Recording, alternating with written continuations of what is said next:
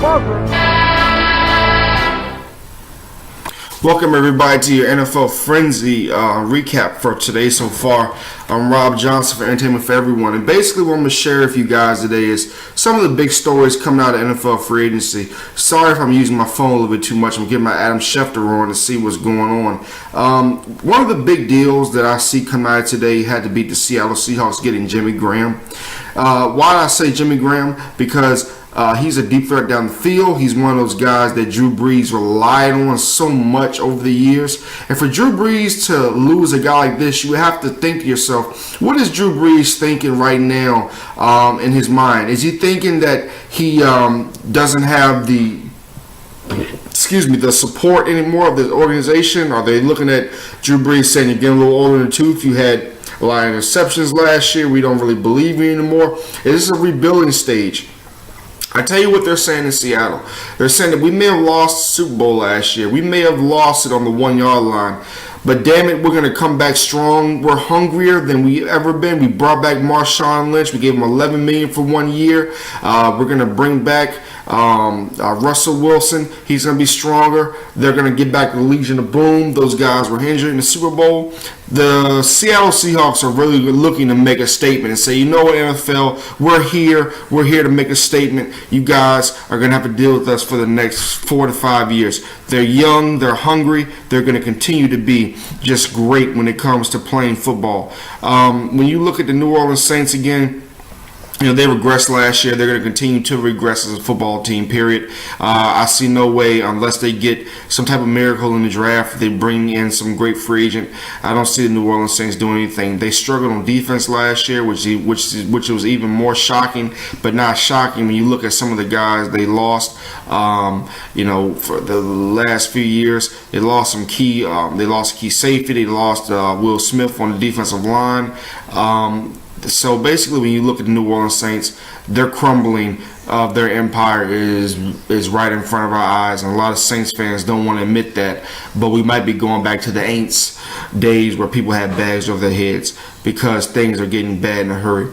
The other story I wanted to share with you guys today was Ndamukong Suh going to the Miami Dolphins. This is big not only because of the fact that he will be getting $114 million, $60 million guaranteed, but it also saves Detroit Lions a lot of money. Saving the Detroit Lions a lot of money is good because they need help in the secondary.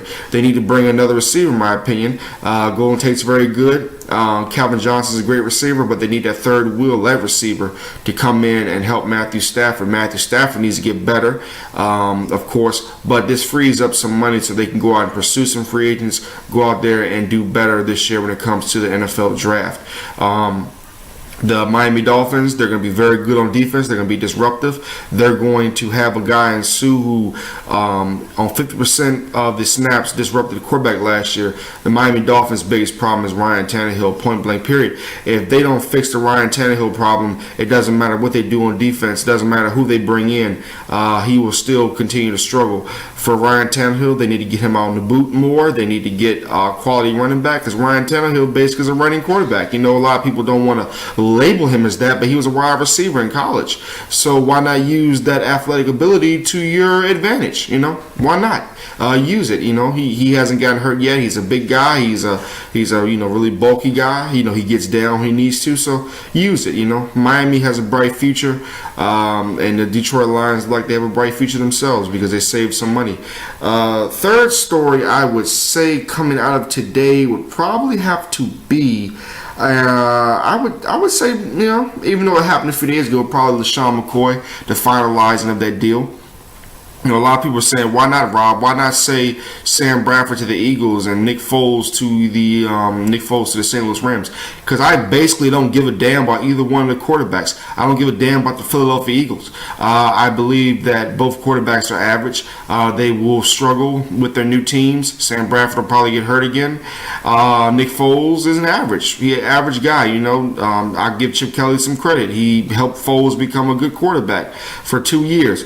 But that's it. Foles is not anything special. He's not the next Joe Montana. So people need to stop labeling this guy as that. Everybody wants to call Nick Foles this great quarterback. Just because you have pedigree doesn't mean that you're going to be a great quarterback. You got to go out there and do the job. Sam Bradford, I believe he could be okay as a quarterback, but he can't stay healthy.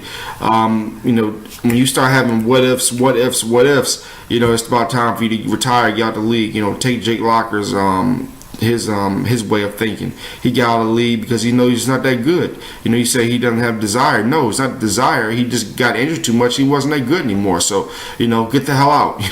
If you can't produce on the field, it's all about availability. So that's my saying today. If you can't be available, just get the hell out. So that's something I look at when it comes to that. Because it's not a big deal to me. But LaShawn McCoy going to Buffalo is a big deal. If you can get EJ Manuel to get aboard, use his athletic ability, use his ability to throw down the field, you've got some quality receivers in Buffalo. You got Sammy Watkins already there. So you're going to have a pretty dynamic offense with a pretty dynamic defense. So Buffalo is the winner today, and clearly you can see with what I've said so far that the biggest winners have got to be Seattle and got to be Buffalo. They're on the way up, while teams like the Philadelphia Eagles and the New Orleans Saints are clearly on the way down. Folks, that has been my NFL Frenzy for the day. It was short, it was sweet, but I hope you enjoyed. I'm Rob Johnson for EFE. We all we got.